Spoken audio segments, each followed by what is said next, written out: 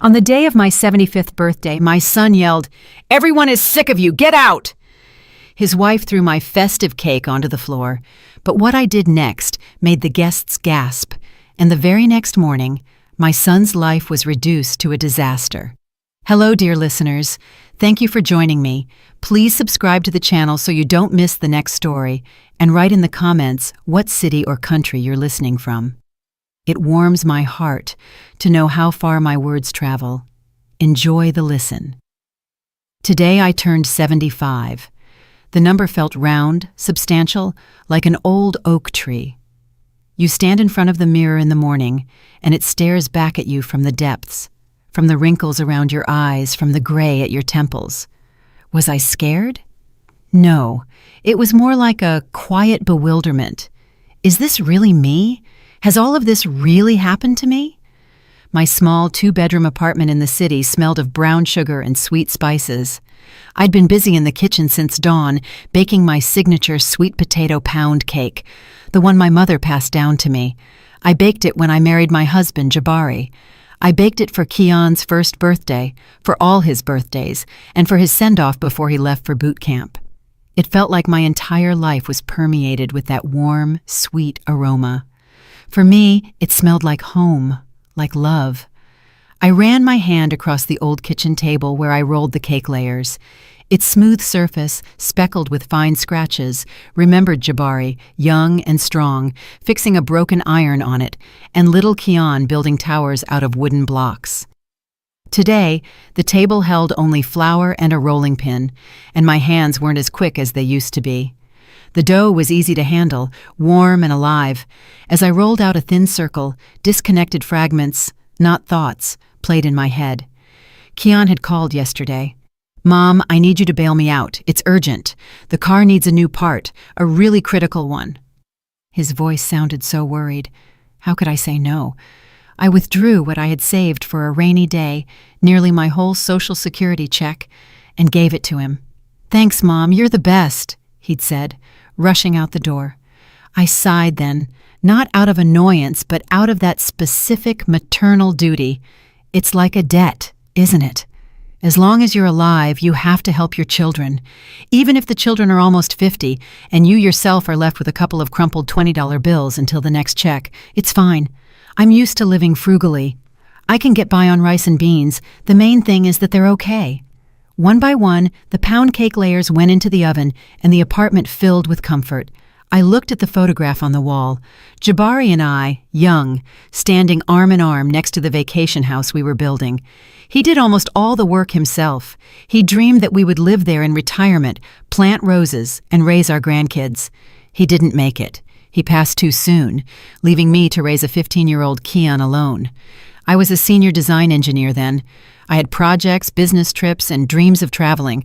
I wanted to take a Great Lakes cruise, see Mackinac Island, but I had to give it all up.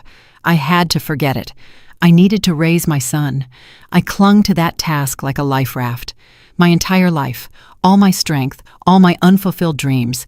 It all went into him, into my boy. And now that boy is almost 50, and I'm still baking him the sweet potato pound cake. We decided to celebrate the birthday at the lake house. The lake house, of course. According to my daughter-in-law, Serafina, my apartment was too tight and dated, like a storage unit. She'd said so without flinching when I suggested hosting the guests here, looking somewhere past me as she spoke. Kiana just shrugged like, "Well, Mom, Serafina's right. The lake house has more space and fresh air." I didn't argue. The lake house was, formally, mine. The only thing left from Jabari, from our life together. But I rarely went there. Serafina and Kian had been living there for about 15 years since they got married. They rebuilt it, furnished it their own way. Modern and trendy. Nothing of Jabari's was left. They even cut down the old maples we planted together. "They just make shade and a mess," Serafina had said. In their place was a perfectly manicured lawn and a fancy modern fire pit. I visited my own house like a guest. The guests started arriving around 3 o'clock. I had brought bags of groceries by taxi that morning, preparing appetizers, salads, and pinwheel sandwiches.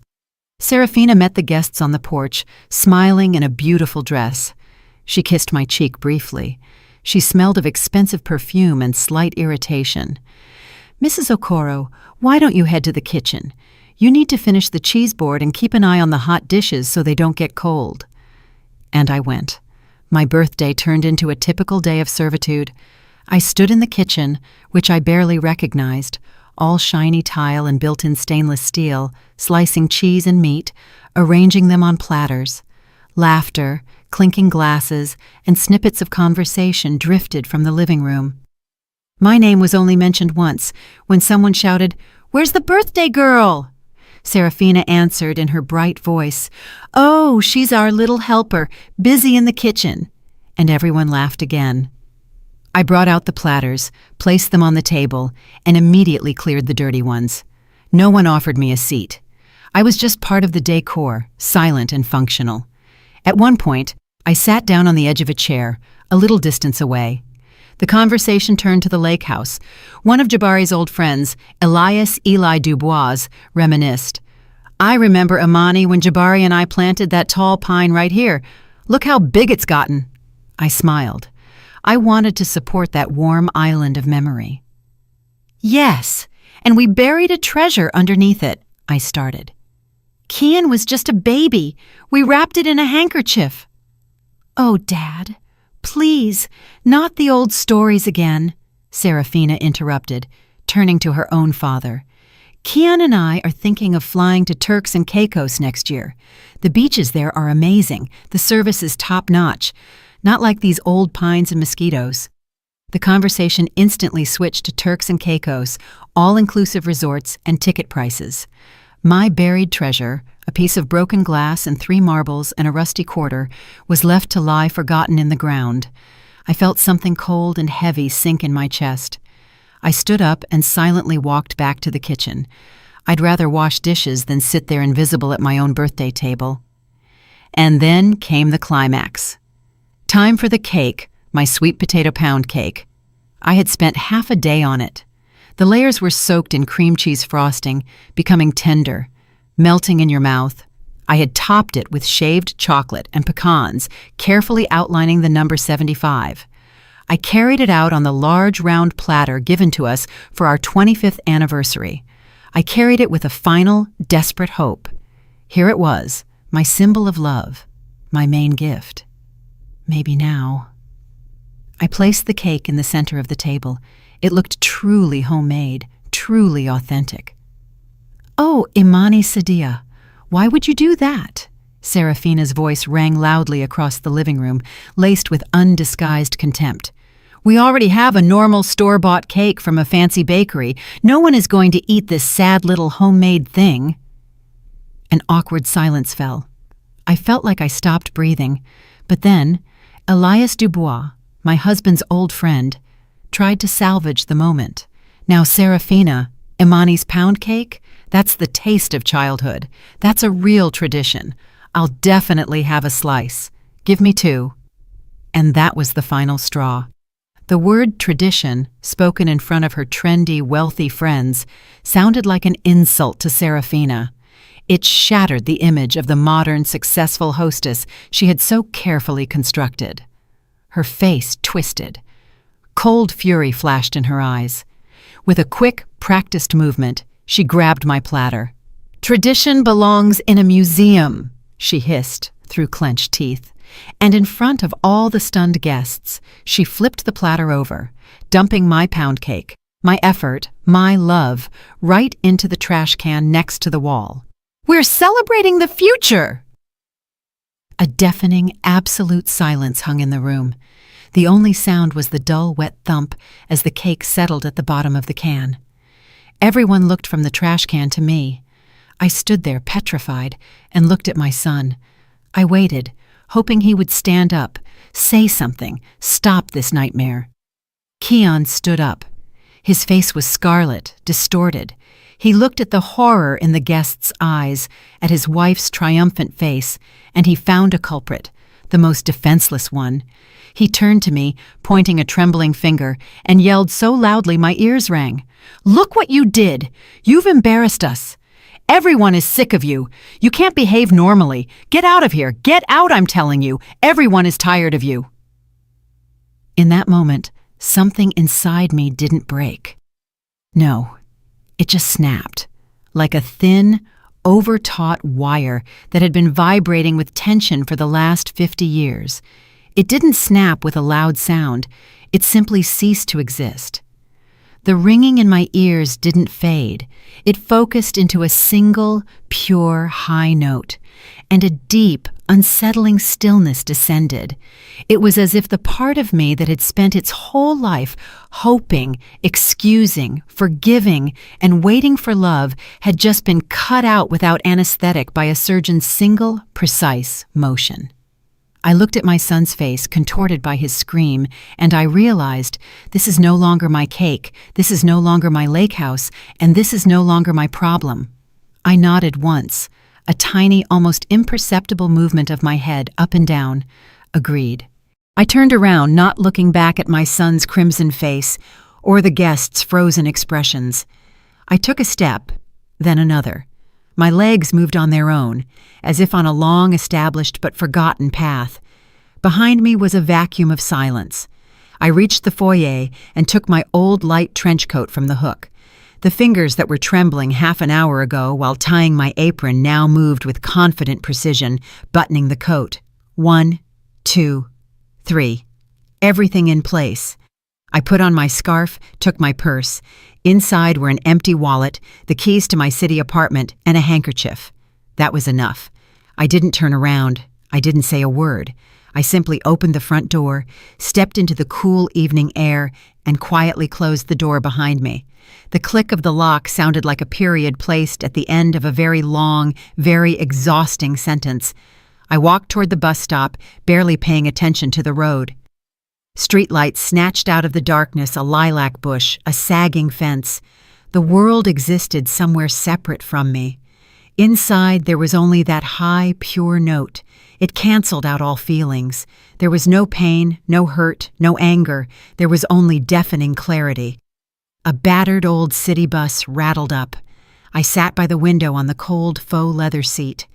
Outside the glass, the lights of strangers' houses and the silhouettes of trees drifted by, and in my head, like an accountant closing the year-end books, facts were methodically and dispassionately sorted onto shelves.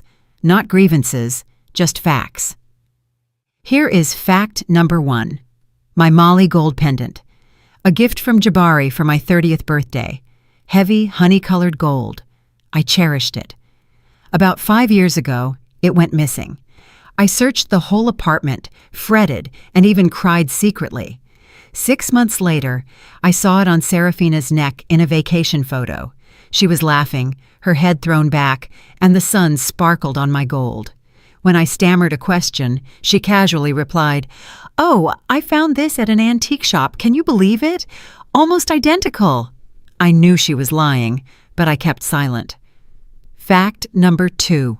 The money. How many times had I given them my savings?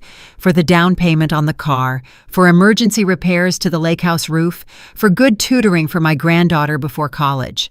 I lived on yogurt and bread so they could go to Turks and Caicos to help the kids de-stress. They never once invited me along. I was useful as an ATM, but not as a family member. I looked at their photos, tanned and happy, against the azure sea, and I told myself, the main thing is that they are all right. Fact number 3, the gradual erasure of me from their lives and from my own house. First, my pictures moved from the living room to the corridor by the guest bathroom.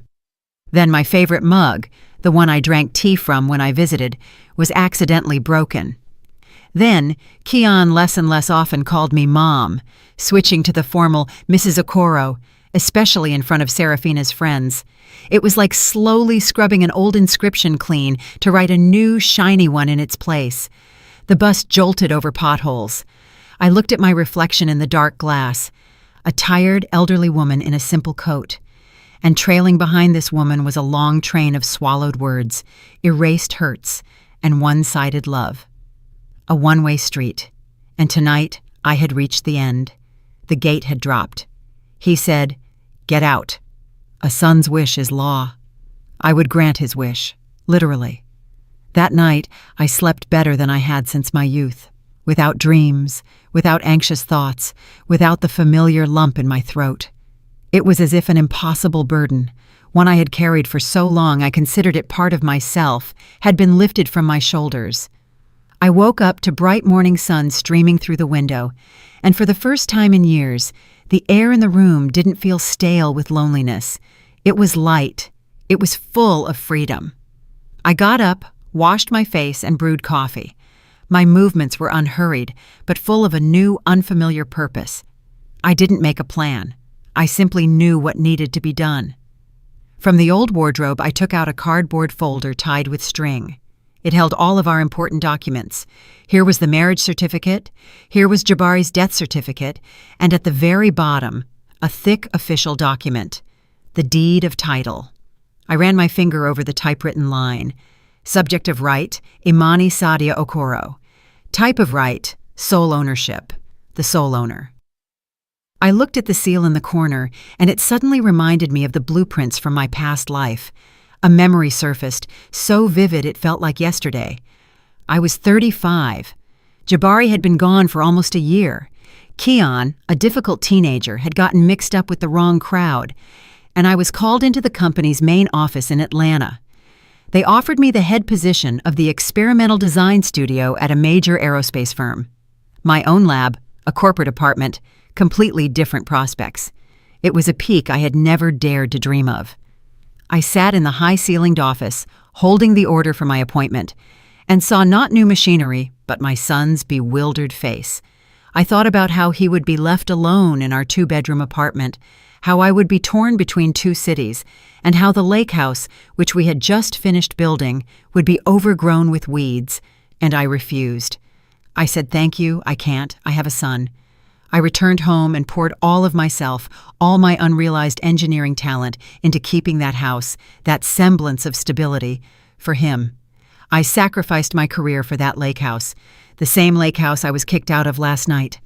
I put the document on the table. The memory didn't cause pain. It was the final missing piece of the mosaic, the last argument for the internal judge. My hand confidently picked up the phone. First, I dialed the number of the real estate agency I had seen in the paper. A cheerful man's voice answered, "Good morning, Guarantee Realty. How can I help you?" "Hello," I said. My voice was even and firm. I surprised myself. "My name is Imani Sadia Okoro. I would like to list the lake house and property for urgent sale. The property on Maplewood Drive in the Lakeview Shores development." "Got it, Mrs. Okoro. When would it be convenient for our specialist to come by for inspection and appraisal?" "Anytime. Today," I replied. "The key to the gate is under the large stone to the left of the entrance. All the documents are in order, right here in my hands. Please act as quickly as possible." "Understood. We'll get right on it." I hung up without a trace of doubt. Then I dialed another number, my only real friend, Desta. We had sat at the same desk in college. She was the only one who had always seen through my family. "Imani," her familiar, slightly raspy voice answered. "Happy birthday, dear. I called yesterday and couldn't reach you. How was the party?" I silently listened to her cheerful greeting, and then quietly, without emotion, I told her in a few sentences about the cake, the trash can, and Keon's scream. Silence hung on the other end, and then Desta exhaled. "Finally," she said, her voice a mix of relief and warmth. "Finally, Imani. I've been waiting for this call for 20 years. They mistook your patients for a doormat. So what are you going to do?" Her question was direct, without unnecessary sentiment. She knew the issue wasn't the cake. "The agent is listing the lake house for sale this afternoon," I calmly replied. Desta chuckled approvingly into the phone. "Good, very good. Now listen to me closely. They'll start calling soon.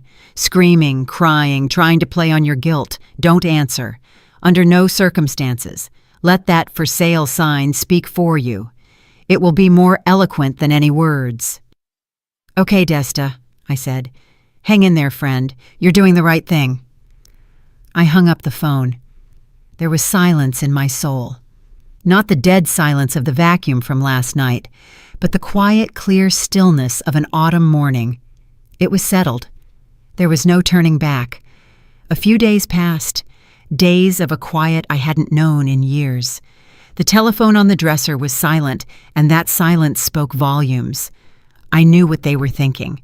They were waiting for me to cool off, as usual, bake some biscuits, come with a contrite head, and apologize for daring to upset them with my existence. They were waiting for me to call and say, "Kian, son, forgive your silly old mother." This pattern had worked flawlessly for decades, but the mechanism was broken. I wasn't waiting. I was living. I got up in the morning and did the exercises I'd abandoned 20 years ago. I went to the store and bought myself not the cheapest cottage cheese, but the one I liked. I took my old knitting needles and a ball of yarn from the closet and started knitting, a simple, unadorned scarf. Row after row, stitch after stitch. The rhythmic clicking of the needles was soothing. This was creation. I was creating something simple, warm, and entirely for myself. Outwardly, nothing in my life had changed, but inside, everything had. I stopped being a function, an appendage to their well-being. I was Imani Sadia Okoro again, not just a mother and mother-in-law, but an independent person. I knew this was the calm before the storm. I didn't see it, but I could clearly picture the realtor's car pulling up to the lake house. I could see the serious man in a suit taking a hammer and a large, bright sign from his trunk. I saw him walking across Serafina's perfect lawn, choosing a spot, and with a few precise hammer blows, driving the post with the word "for sale" into the earth that belonged to Jabari and me. That sign was my reply, my statement, my farewell. And then, on the third afternoon, the phone exploded. It rang frantically, demandingly, choking on its own shriek. I sat in my armchair and knitted. I watched the machine, which seemed about to jump off the dresser. Kian called, then Serafina, then Kian again. I didn't answer. I had nothing to say to them. Everything I wanted to say was written on that sign by the gate. They weren't calling to apologize. They were calling to demand an explanation, to put everything back in its place, but the old places no longer existed. By evening, they arrived. I knew they would. I heard the car pull into the driveway, the doors slamming, but I didn't get up. I continued knitting. Row after row, stitch after stitch. I didn't hear a knock. I heard a sharp, unpleasant clang in the keyhole. They didn't even knock. They walked into my house with their own key, like owners. That was the final touch, definitively confirming the rightness of my decision. The door flew open. They stood on the threshold. Serafina had red splotches on her face and neck. Her eyes shot daggers. Kian was pale, bewildered, his lips trembling. They saw me sitting calmly in the armchair with my knitting, and for a moment they froze. They probably expected to find me in tears, hysterical, but certainly not this picture of domestic peace. Serafina recovered first. She stormed into the room like a fury. "Have you lost your mind?" Her voice was shrill. "What is this? What kind of circus are you pulling? You've decided to ruin us, to throw your own son, your grandchildren out into the street." I was silent. I just lifted my eyes and looked not at her face, contorted with malice, but right through her. I didn't see rage. I saw primal fear. The fear of losing the beautiful picture she had so long and carefully painted at my expense. Kian joined in, choosing a different tactic, the soft, manipulative one that had always worked. He came closer, looking into my eyes. "Mom, what happened? Why are you doing this? Are you punishing us for the cake?" "Mom, I'm sorry. Serafina got carried away, but this is our home, our shared home, the home of our children. Where will we go?" The word "our" sounded especially hollow in the silent room. Our home, where I was relegated to the role of cook, where I was a source of shame, where my effort and my love were tossed into the trash. I let them talk themselves out. I allowed their shouts and pleas to hang in the air and die. I looked at my son, at his desperate face, and for the first time, I felt no pang of pity. Maternal love, it seemed, had drained out of me to the very last drop that night, on that birthday. Only cold, crystalline clarity remained. When they fell silent, exhausted, I placed my knitting on the small side table, neatly, without dropping a single stitch. And only then did I answer. My voice was quiet, but in the ringing silence of the apartment, it sounded like the blow of a hammer. "This is not your home." They both flinched. "This is my property," I continued, just as evenly, looking Keon straight in the eye. "A house you have lived in for free for 15 years. I never asked you for rent. I never asked you for money for the taxes. I only ever gave." "But I'm your son. You're my mother," Keon stammered. This was his last trump card, thrown onto the table. I slightly inclined my head. My gaze, I knew, was unfamiliar to him. It contained none of the maternal warmth he was accustomed to. "The mother everyone is sick of," I said, quoting his own words. "The mother who embarrasses you. The mother who should get out. Remember, Keon, you asked me to leave." He recoiled as if I had struck him. "And I am finally granting your request," I said, and my voice, perhaps for the first time in my life, acquired the hardness of steel. "I am leaving completely. You see, my old-fashioned cake, my old lake house, my savings, all of these are parts of me. They are all connected to me. And since you don't need me, you won't get any of it." They stared at me like I was a ghost. They couldn't believe these words were coming from their quiet, compliant, always available mother and mother-in-law. Serafina opened her mouth to shout something, but no words came out. Keon just stood there, silently gulping air. I stood up from the armchair. "The decision has been made. The agent has all the instructions. He is already looking for buyers. You will need to provide access for showings. You have 30 days to find yourselves a new place to live and move your things out." I said this and knew I had nothing more to add. Everything had been said. I walked past them to the window and looked out into the yard, at the old bench where I once sat with Jabari. I didn't look at them, but I felt their world crumbling. A world built on someone else's foundation. My real world was just beginning to be built. They left, leaving behind a heavy residue of confusion and anger in the air of my apartment. I felt nothing but silence. I walked over to the phone and pulled the cord out of the wall. No more calls, no more screaming, no more accusations. Everything that needed to be said, I had said. Everything that needed to be done, I had done. The following weeks were strange. The echoes of their crumbling world reached me like a distant sound. A couple of times, Serafina's frightened mother called, incoherently begging me to reconsider and have mercy on the children. I politely replied that I had had mercy on them all my life, and now it was time for them to take care of themselves. After the second such call, I stopped answering her too. One day, Desta called. Her voice was sympathetic, but without a hint of judgment. "I saw Serafina at the county health clinic yesterday," she said. "She doesn't exactly look like the Queen of Turks and Caicos. She's aged 10 years. They say they moved out and found some run-down 2-bedroom rental across the county line.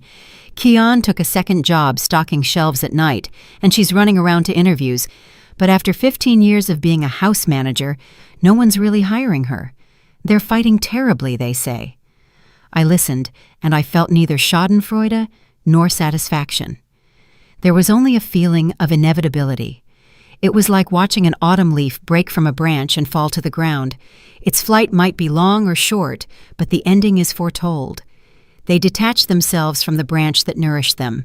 I wasn't the cause of their fall. I was merely a condition that they had stopped fulfilling. The lake house sold, surprisingly fast.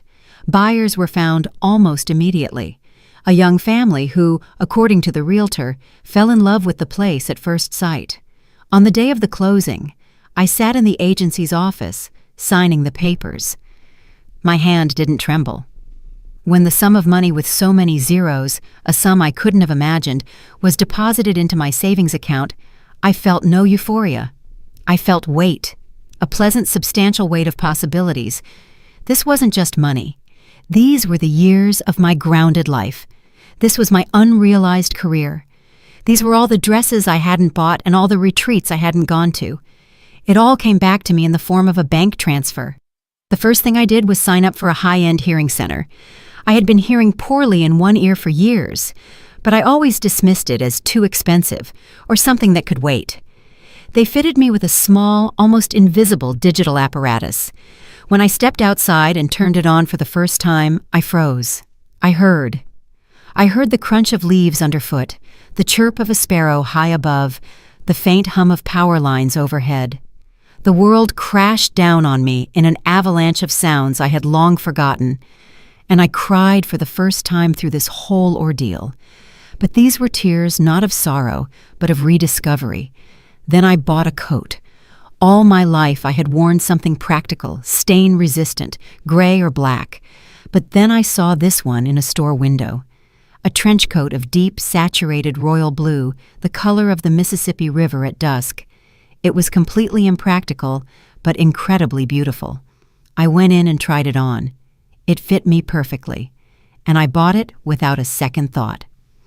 When I walked out onto the street in that new blue coat, I felt like someone else, not an old lady seeing out her days, but a woman. Just a woman.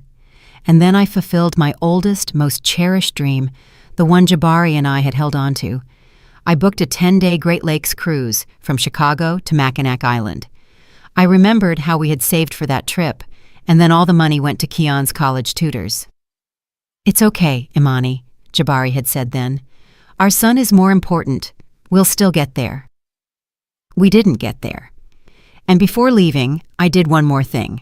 I found the number for a community college online and signed up for an introductory course in textile design, batik.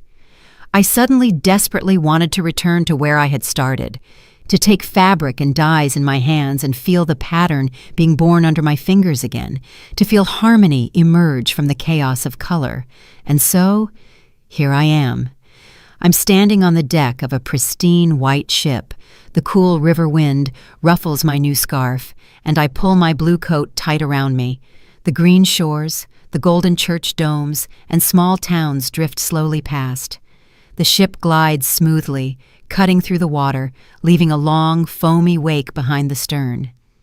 In my hands I hold a sketchbook. I open it to a clean page. Colored pencils lie beside me. I look at the ripple on the water, at the play of light and shadow, and my hand begins to trace a pattern on its own. Smooth, intertwining lines like waves. I feel neither anger nor bitterness. I hold no resentment toward the past and no fear of the future. There is only this moment, this blue sky, this vastness, this quiet, profound sense of peace, as deep as the lake itself.